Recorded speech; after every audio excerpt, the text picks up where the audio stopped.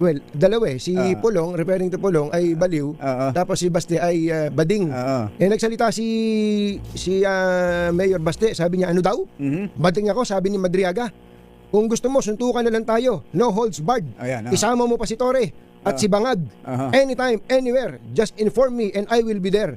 Sabi ko, ang tapang talaga nito si Mayor Baste. Pero tinawag siyang supot ni Secretary John Vic, hindi man lang yung inamon. Ba't nyo ba tinawag na support? Puro salita eh. Alam mo tayo, laki tayo sa kali, di ba? Kung tayo, matakdak lang, tapos wala namang follow-up, di ba? Di support ka, di ba? Di ba, normal naman sa atin yun. Hindi naman ano yun eh. Hindi mo, di ba?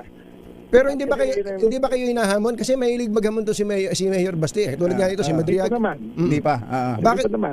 Bakit kaya? Ang laki ni John Vic eh. Tumitingin din pala sa hahamunin. Ang liit kasi ni Madriaga eh. Tapos may posas pa. Kambira.